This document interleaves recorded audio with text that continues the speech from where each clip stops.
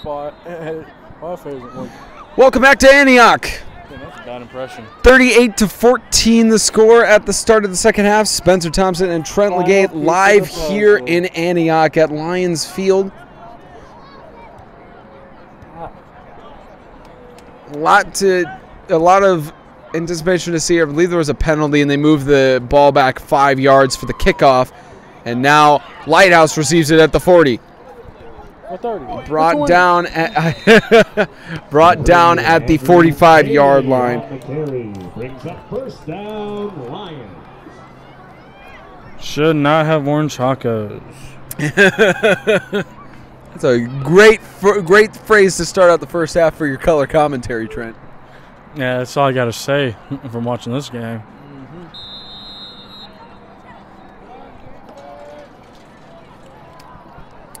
Now we have Bowling Green Bryce.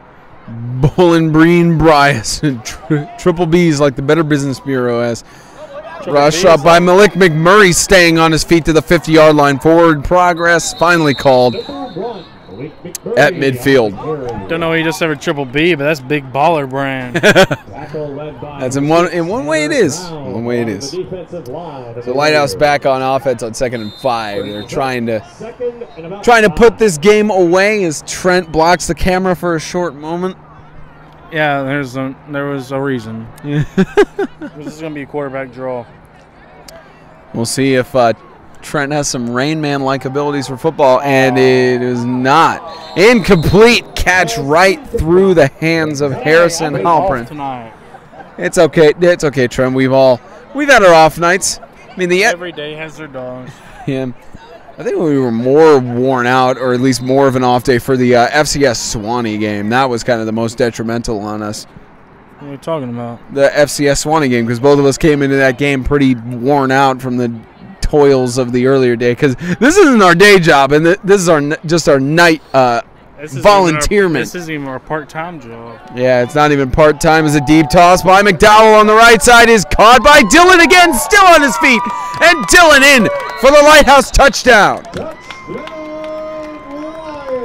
I mean, I don't want to call it game because it just started third quarter, but it's like that momentum carried over from the first half. Yeah, Lighthouse still beaming with energy.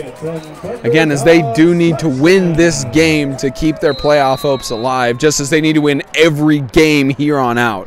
Yeah, but Bowling Green also, they have to win here if they want a bowl game. So it's an important game for both. So, But at 44-14, they scored a little bit over a minute. And the two-point conversion is actually no good. McDowell doesn't get in. So 44-14 the score, a 30-point lead for Lighthouse over Bowling Green with 10:55 left to go in the third. Just shy of 11 minutes left in the third quarter.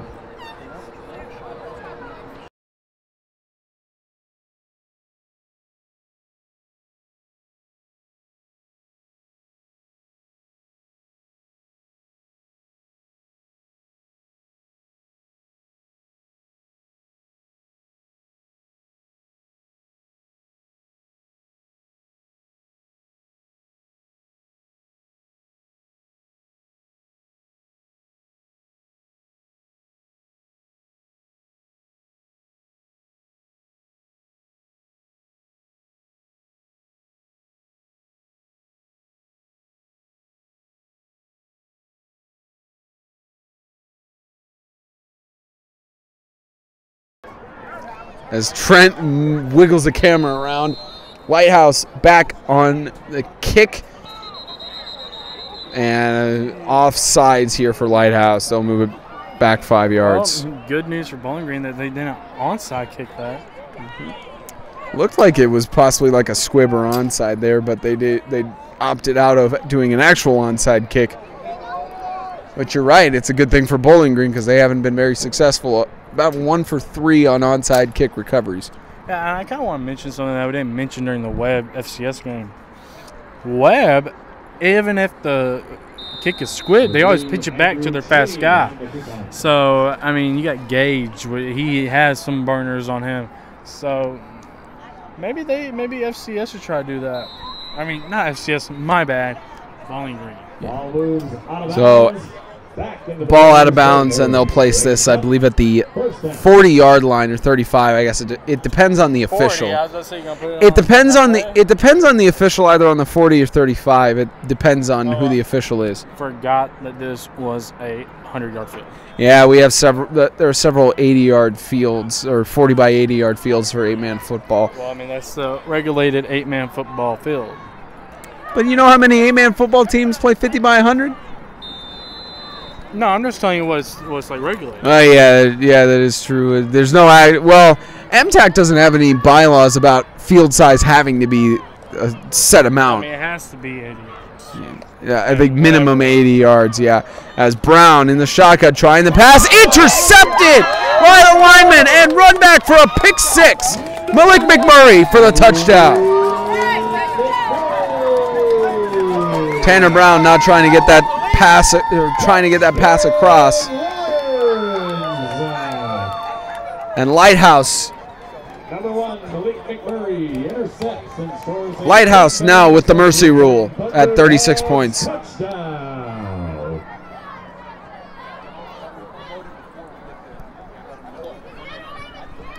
It'll be a long drive for Tanner back home.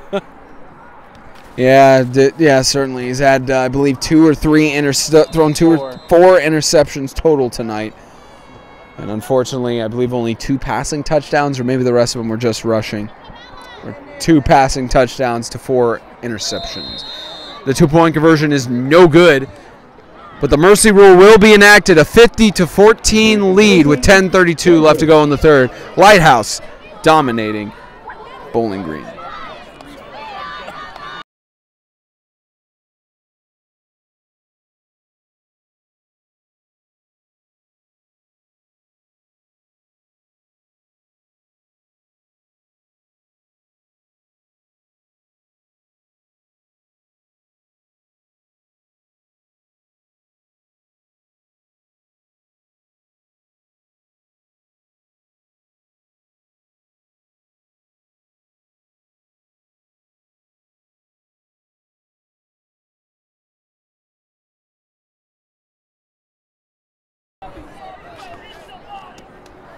Did you just say that?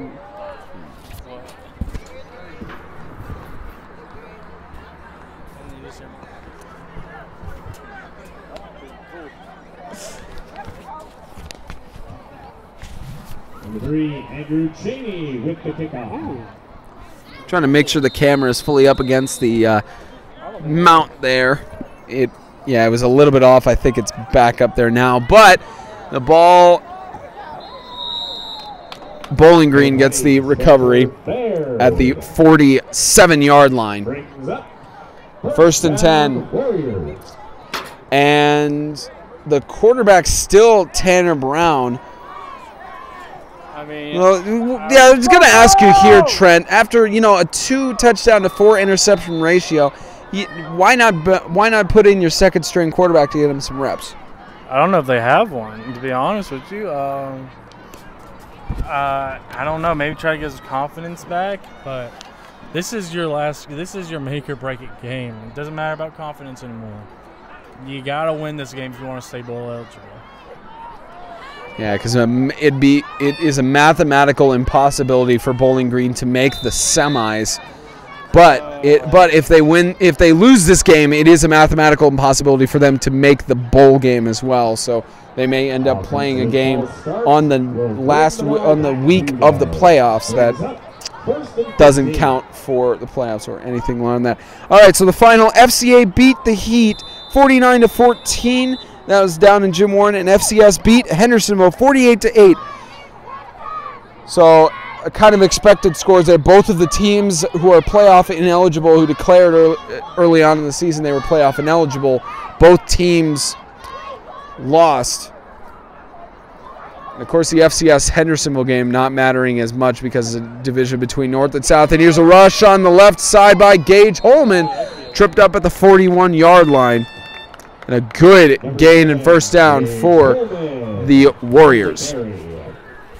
Yeah, we're still waiting for an update on the score from the Christian Community South Haven game. Well, last we had it was at halftime. I believe it was 24-8 Christian Community leading. I mean, I could check for you, but my phone's right there.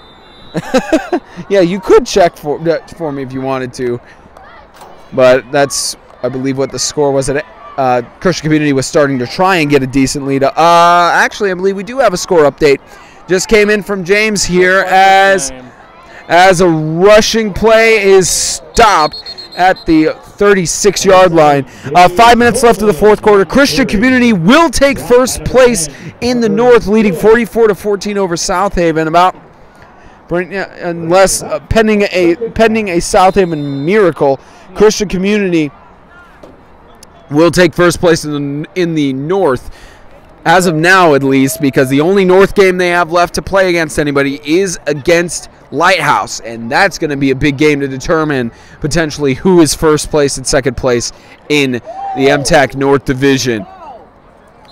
It's a huge sack for Tanner Brown, the offensive line failing him there, and the clock's still running down, of course. Thing for Bowling Green, to not get frustrated. I also want to point out one of their bigger receiver targets is down. Duncan had concussion last game, so he was claimed by the doctors not eligible to play. So that wasn't really left up to any MTAC being upheld or anything. That was just for his safety. And for Bowling Green, just don't do anything stupid. Don't get thrown in the game. You have a game next week to think about. And here's Brown scrambling around. It's actually Gage Holman now, I believe, not at the quarterback position, actually. They just handed off to Holman. Brown still in there. The flea flicker. Come and sit down with me? I was wondering what dropped down as your keys on your lanyard there. All right, so we look at the schedule that's going around the league. And, of course, if you weren't already aware, the Madisonville and Swanee game was canceled. Madisonville canceled their game, unfortunately. I'm not sure if they've canceled their season yet. We're not sure. They have 2 games left, one against Southampton and one against Bowling Green.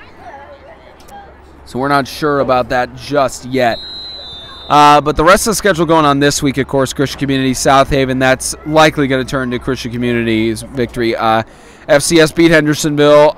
Webb dominated Riverside. FCA dominated the Heat, and there's a rush on the right side. Brown gets down in the backfield, and the entire line beat every single offensive lineman. Every single one got beat. It was 3v1. On the snap. Yeah, it looks like the offensive line failing Tanner Brown there, and Lighthouse takes over on offense as the clock still runs down for the mercy rule. So those are the games that at least happened this week in terms of shaping the playoffs. Christian Community, they just need to win against Lighthouse, and they clinch the North fully. And they have the favor here, of course. But if they lose to Lighthouse and South Haven wins against Lighthouse, and it will come down, I believe, to a coin toss to either South Haven or Christian Community win. Actually, I believe it's strength of victory. So if South Haven beats Lighthouse and Christian Community loses, I believe that because Christian Community beats South Haven, they would get the #1 spot, or it may come down to a coin toss. But that game, the game earlier with South Haven and Christian Community, very huge for shaping who will host the semi. In that case, what you just said doesn't make a lot of sense. It's just, even though CCS beats South Haven, if CCS loses to Lighthouse and then South Haven beats Lighthouse, doesn't that mean South Haven is better than Lighthouse? And doesn't that mean Lighthouse is better than CCS? Yeah, it's very questionable to see how that'll fare out, because South Haven faces Lighthouse on October 13th. That's 2 weeks' time from now, and we're scheduled to broadcast that game live from South Haven up at Springfield. So less of a travel for you, more so for me. And Christian Community faces Lighthouse in the last week of the season here in Antioch. And we don't know what game we're going to be broadcasting for rivalry night. We may even do 2 broadcasts that night. Who knows? Because the last week is going to be really crucial on the playoffs. Yeah, it will be. A lot of good teams playing. Mm-hmm. The clock, of course, still running down for the mercy rule. Let's, of course, give a little bit of a preview to next week as we'll go over that on Extreme Radio, built by MDI Construction, Inc. But look at the schedule here. South Haven is supposed to be hosting the Madisonville Defenders again. Not sure if they got that wrong on the schedule, but it looks like it's supposed to be a second game for the Patriots, which that would be interesting to see if Madisonville didn't call their season early. We're not sure, but they did cancel. As a rush here on the left side. That's McDowell with the rush. So looking again to next week, Hendersonville goes to St. Andrews Swanee. It's another North game. Lighthouse has a bye week next week before they have a tough 2 games ahead of them. Didn't Lighthouse already have like 4 byes? Well, yeah, they did because they were originally going to play some 11-man football games. They canceled that, and then they were going to play against Hendersonville, and Hendersonville had to cancel that game due to the storms from the hurricane. So they had 5 bye weeks in a row, but they have a bye week, and then they've got 2 tough games ahead of them against South Haven and going to South Haven, and then hosting Christian Community. So that the last 2 weeks of the season for Lighthouse, as we've said, they are going to have to win out to potentially win the North, but it's really going to be a tough game for Lighthouse. Yeah. Tough string of games for Lighthouse. Ask you a question. Lighthouse is pretty much playing only a half a season. So how is it possible for them to make it to a playoff? Well, it's because of MTAC bylaws. The conference bylaws are that how you get to the playoffs is determined on your division record. So if Lighthouse were to go undefeated, they would be 3-0 in the North. Yeah, so they would go 3-0 in the North. South Haven and Christian Community technically would be, let me see, they face 4 of the teams. They would be 3-1 because they faced Hendersonville. But it's the question for the board as well, because Hendersonville was not, they declared themselves ineligible for the playoffs at the beginning of the season. So it's a question of maybe their in-conference record will be for South Haven and Christian Community. They'll only count the ones that were affected on the playoffs, and they would both be 2-1. So I believe it would come down to a flip of a coin for who is second place in the North and gets into the playoffs. That's only if Christian Community and South Haven actually, yeah, this is one of the questionable things. I believe. Yep, another potential pass here as we have 60 seconds left in the third quarter. And a timeout, I believe, called by Lighthouse. Now, let me just look and make sure I get my math right here. So South Haven, they've won against Bowling Green. They've won against Hendersonville. They would be 2-1. Okay, so it would be South Haven would go 2-2. If Lighthouse won out their games, they'd be 3-0. Christian Community, if they lost to Lighthouse, they would be, they would technically be 1, 2, 3-1. So I believe by division record, Lighthouse would get number 1 if they won out all their games, and if Christian Community, they would have the one loss that would be against them. So it would be Lighthouse hosting the semi and Christian Community traveling for the semi. That's at least in the North. But of course that's dependent on what the conference decides with Lighthouse's game against Hendersonville being canceled, and if they will hold that against them or not. So it's really a matter of asking the MTAC board of what's going to happen there. But essentially, I believe it would be if Lighthouse goes undefeated, they're number 1 in the North. That's crazy to me. Yeah, it's one of the things with MTAC football. It's wondering, how do you make this more sort of regulated to? Oh, that was a big hit. The big hit by Riley Davis. Excuse me, they ruled that for John Stock on the tackle there, but there ain't no one else that can hit that hard unless it's John Stock. And in terms of the South, is one of the more interesting divisions to try and piece together and figure out who's going to the playoffs. This is like the beginning of the season for that. Well, not for the South. They've been playing several weeks and such. It's only for schools. I mean, I know, but like how close it is, it's like you just started the season. Yeah, it truly is. So Riverside is definitely out. That's what we know, because Riverside has lost against FCS, Suwannee, Webb, Christian Community, and Webb. So they are completely, and that's the end of the third quarter. 50-14 Lighthouse leading over the Warriors, just trying to finish it out here in Antioch. So anyways, Trent, we look at how this is. Riverside is out of the playoffs. They're not eligible for the bowl game. Likely they will play a game in the final week. They do have a game scheduled against Hendersonville, which is essentially a game that doesn't have any impact on the playoffs. Oh, but Tanner Brown is injured on the play. There's a player just down in the end zone. Or down on the sideline. Looks like he's just getting stretched out, so at least he's fine. We'll see what number we see here. Tanner, Trent spotting that number there in the end zone.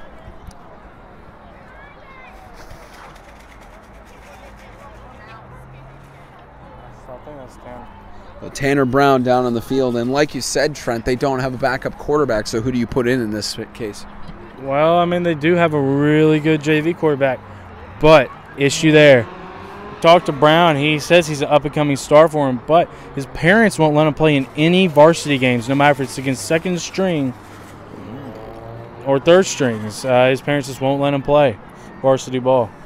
It's a very interesting case there, so it may end up that they just, in essence, go to someone on their bench. But I will say, Tanner is okay, as you can see, but I will say that guy is number 11, and he is probably the most dominant JV guy I've ever seen.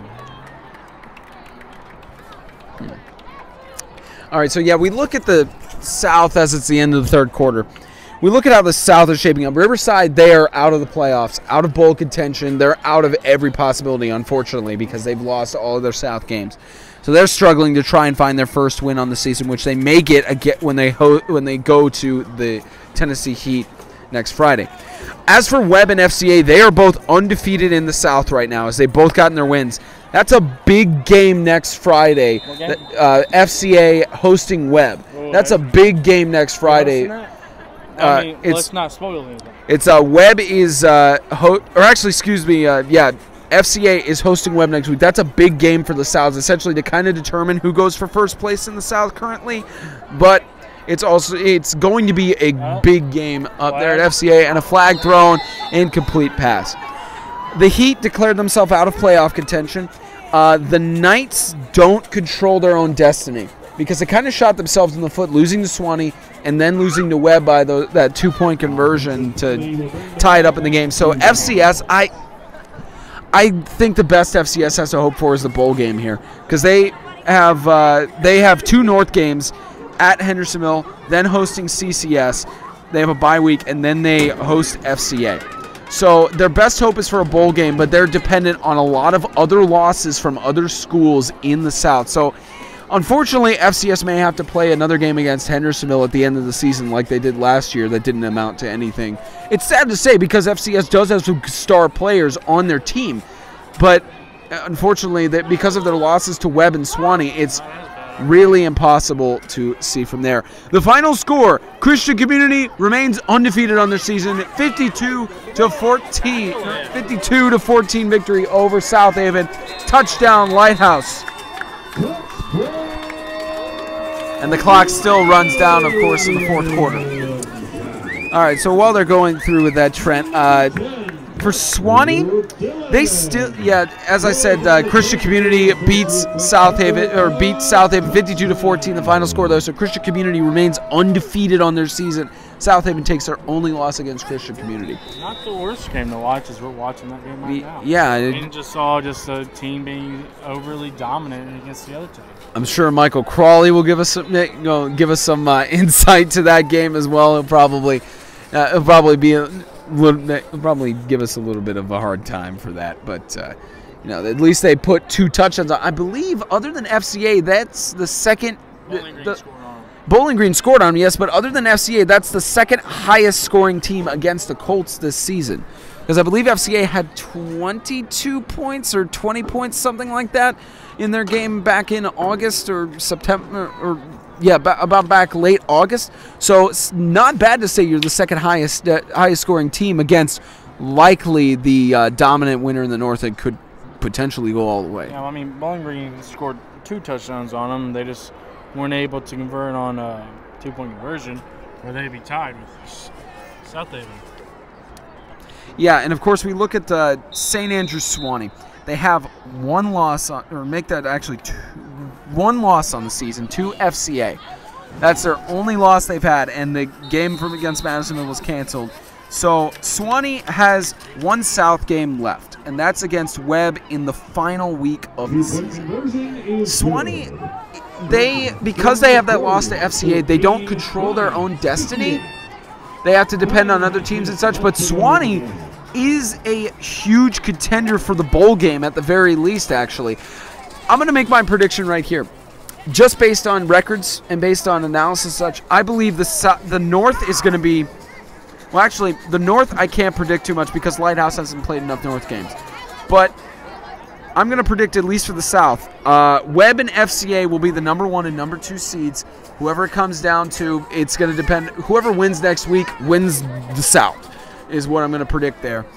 Either wins the South or whoever wins, Webb and FCA, at least in my opinion from what I'm seeing from the statistics and such, Webb and FCA go to the semis, and Suwannee goes to the bowl game. That's what I'm saying for the South. And I believe that South Haven and Christian Community, I think it may come down to them for the playoffs, and Lighthouse gets to the bowl. But it's too hard to say at this point. I'm going to say that Lighthouse beats South Haven. Sorry, Crawley. Lighthouse beats South Haven. And then it's going to be South Haven in the bowl game against Suwannee. Unless you're predicting, by my predictions, I think Suwannee's best. They're going to make it to the bowl game. Excuse me. Yeah. I would say Suwannee. Mm-hmm. And then, yeah. Yeah, because Suwannee has their one loss against FCA, and FCA and Webb are undefeated right now. So it would depend on what happens next week, and then if Suwannee beats Webb, whether they win or lose or not. But and the flag waved here as we reach like 8 minutes left in the game. But that's my prediction for the South. I think it's going to be FCA and Webb in the semis, whether first or second place, and Suwannee in the bowl game in the South. And in the North, I think it will come down to potentially Christian Community and South Haven in the semis, and then Lighthouse in the bowl game. So it may be Lighthouse, Suwannee in the bowl game. But I've been proven wrong before, as well as it's too early to call in the North because of how intense it is in terms of competition. So just about 7 minutes left in the fourth quarter. We'll head down to the field at about like 2 minutes left so we can get our interviews with the coaches and such post-game. But we'll wait until about 2 minutes left of the game since the mercy rule is running down.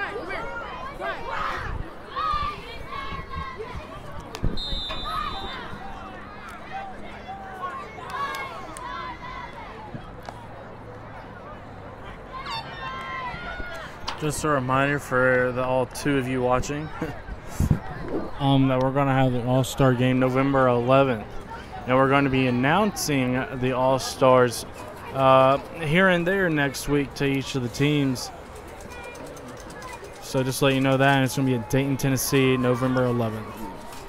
Yeah, the second annual Extreme All-Star game, the only All-Star game for 8-man football in the state of Tennessee.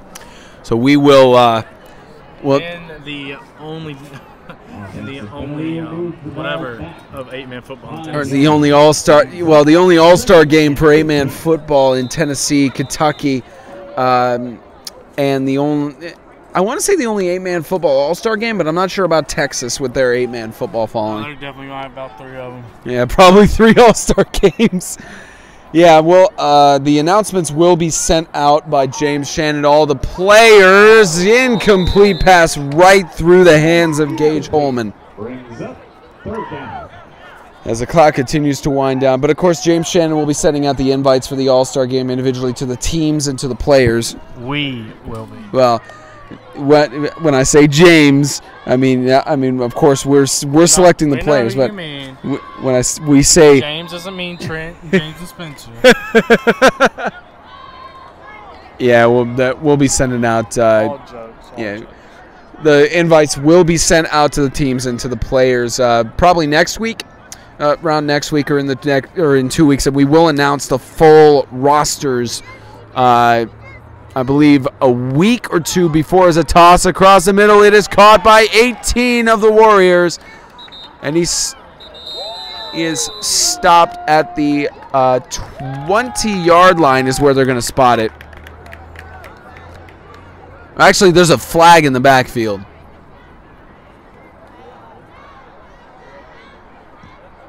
Number 19, John Stock on that reception. Drop by number 10, Parker Dillon. It's really interesting to think that FCS, they don't have control of their own destiny with taking those 2 losses against Swanee and Webb. But it's interesting to see that they have chances for a bowl game, but it's not under their own fate. I'm sure as a player for you, Trent, as a player, you could give that perspective of how much it really feels terrible of that. In order to get to the playoffs, it's not your own. You don't control your own destiny. I've never felt that in my life. I played for Pleasantview. You kidding me? Well, I'm sure you can at least give some perspective. My highest winning record is 3-8. I'm sure you can at least give perspective. I can't give any perspective. I played for Pleasantview. Wise words from Trent Legate. Wise or true. And no knock against Pleasantview. We had great athletes and good coaching, but it's Pleasantview. Just about 3.5 minutes left in this game as the pass incomplete. 4th down and long.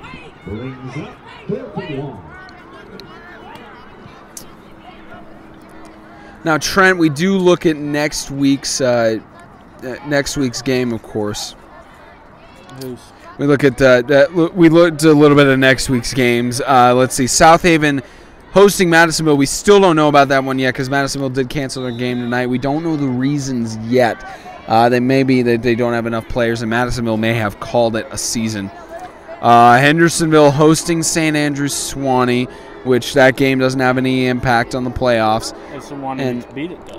Well, no, because they were facing a team in the north, so it doesn't affect them for playoff contention, just for regular season record. Same with Christian Community at FCS. That'll be a good game. And rush across the middle by 80 of Bowling Green, and it looks like number 20 of Bowling Green, Spencer Bard, is into the end zone for a Warriors touchdown.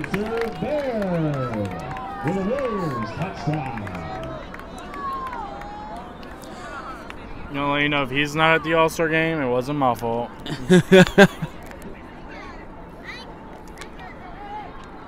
So good touchdown by Spencer Bard. Yeah, put 20 on the board now. He has helped put 12 of them points up there. Mm-hmm. Yeah, that was all run after the catch, really. You missed it, but he had a juke and then a stiff arm laid down the field. That pretty much was good pass by Tanner, but it was pretty much all him after that. It was all him. So here's a muffed field goal. It goes short and right. And the clock stopped, even though it's still the mercy rule of 35 points or more. It'll take so long. It'll be 2 minutes. It'll be 2 minutes 7 seconds by the time they set up the kick.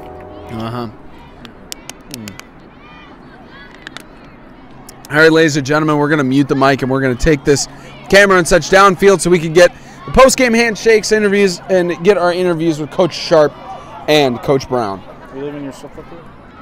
Let me mute the mic first before he has to leave in this dub up here, Trent.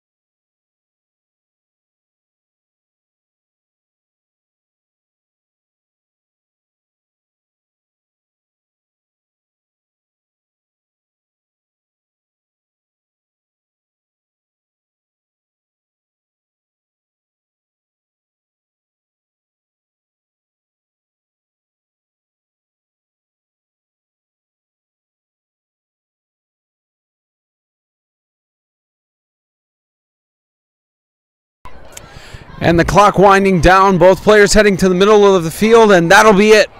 The Lighthouse Lions with a big win for the North, 58-20.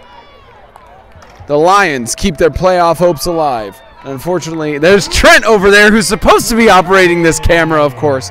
But you know Trent, he's got to get his, he's got to talk to his, he's got to talk to the players and such on the sideline. But 58-20, the final score, a big win for the Lions in their chase for the MTech semis. And unfortunately for Bowling Green, they will not be bowl eligible after this loss. And their best hope will be for a game at the end of the season during the semis. So we'll get the post-game handshakes and huddle in just a moment, and we'll get interviews with Coach Sharp and Coach Brown.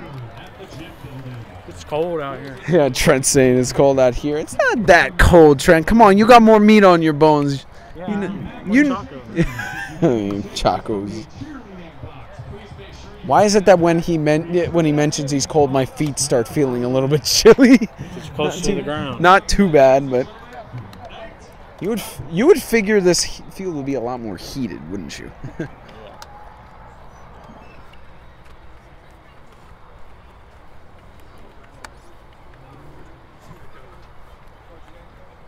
Hey, congratulations, Lighthouse. I'll get Brown. You guys look good. Remarkable play for a team that just, came together like it did.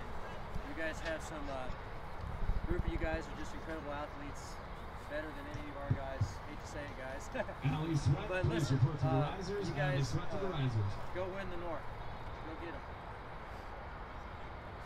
Thanks, fellas, man. Excellent competition tonight. You guys came out, you guys competed to the very, very honest. Thank you for giving us the look that we needed. As you guys already know, tough year for us. A lot of guys just started gelling together. This is our third game. And like I said, man, the way you guys played, the way you guys competed, man, I really admire that. It would have been so easy after halftime to drop your head and say, we're done. Good seeing that.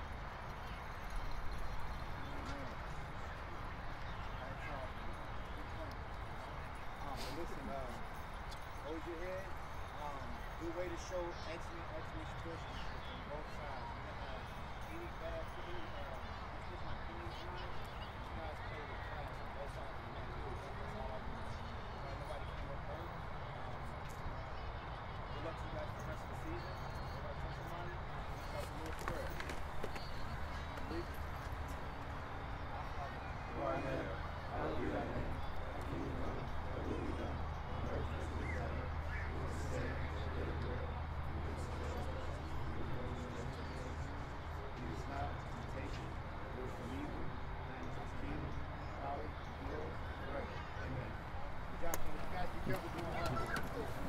We'll get the interviews with both coaches in just a few moments. Hey, Warriors, over here.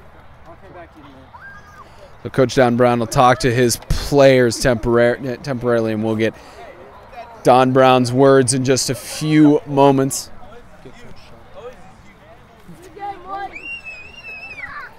The Lions have a lot to celebrate tonight. Warriors will head back to Bowling Green. We'll get Coach Dwan Sharp on camera in just a few moments.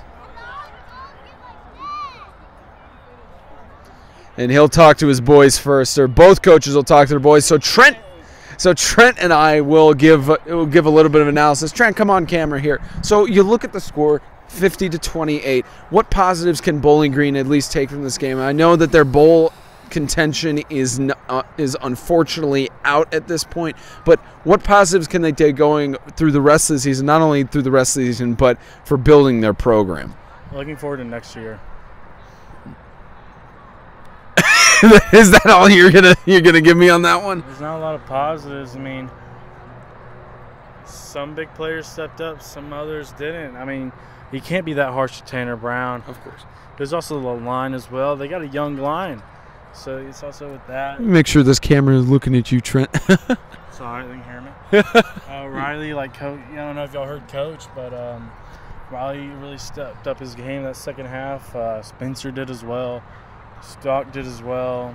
I mean, Cade did as well. I mean, the players that you stick out more than others stuck out. So I'm sure we're about to get Brown over here. They're going to do their prayer with each other. And I just want to make it something that if you could hear it during the Lord's Prayer, you could probably hear towards the end of that the people that don't know it. Yeah, they started mumbling their sentences at the end there, of course. Now let's talk a little bit about Lighthouse. Their playoff hopes alive. They've got a bye week. Then they go to South Haven. Going to South Haven, they put, or at least South Haven put up 14 points on Christian Community. There's got to be something that's said about that with Lighthouse and South Haven. We're going to be broadcasting that game in 2 weeks. That's going to be a fantastic game. Well, I'm on the Lighthouse hype train. Now that hearing about the rules, I think they still win the North. I'm on the Lighthouse hype train. I want to see somebody that was deemed nothing really at the beginning of this year, to coming up. I'm going to be on the Lighthouse hype train. Yeah, and that's their first. That's their first, I believe, in their first in conference win. I'm pretty sure. I have to look back at their schedule, but not their first in division game. So Coach Don Brown will be here in just a moment. We'll get his words as Trent now goes back to his cameraman duties just temporarily since we gave our analysis. So yeah, we got. So we got him coming on camera. The head coach for Bowling Green, Don Brown. Now Don. Unfortunately, not the result you wanted, and unfortunately to see that your bowl contentions are now unfortunately eliminated due to your standings in the North. But as I asked Trent here, what positives can you take from this game going forward? Well, they never quit. Kids never quit. We kept learning. We just got to get better. They just have a lot of athletes, and their Lighthouse is a very good team, and we just got to play fundamental ball and play a little bit better and block a little better. And we can't. And really, the game turned on turnovers. We just can't give that many turnovers over and expect to come out on top. So that's what happened. Yeah, I believe you guys play Riverside next week, or you guys not sure which team you play next week, but I mean, I'm sure that you guys, at least going forward, they're going to try and finish the season with.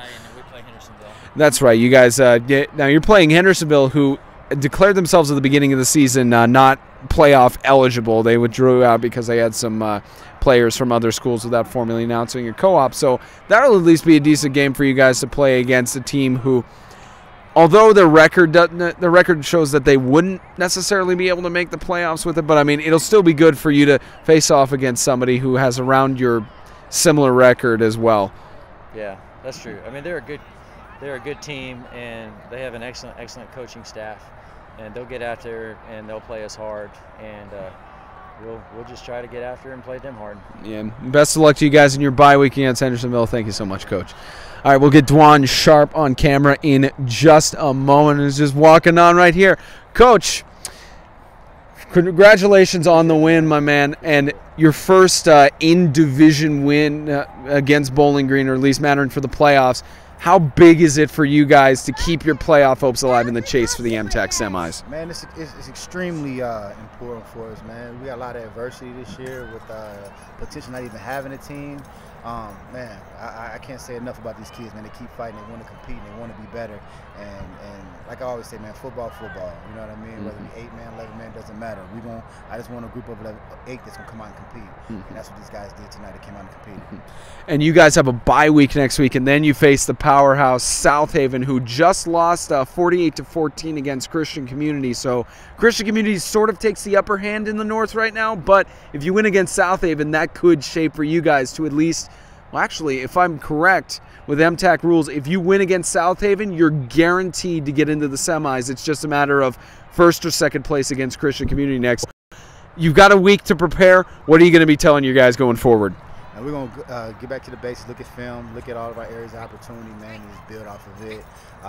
We just got to have, we got to shore up our defense, man, not giving up the edge so much. A couple of explosive plays they had on us, we obviously didn't get the penetration, they gave up the edge. So it's just like little small details we got to work on, that's all. Yeah, of course. And best of luck to you guys in the bye weekend against South Haven. We'll be broadcasting that game live from Springfield, so we can't wait to see it. Thanks again, Coach. Thank you.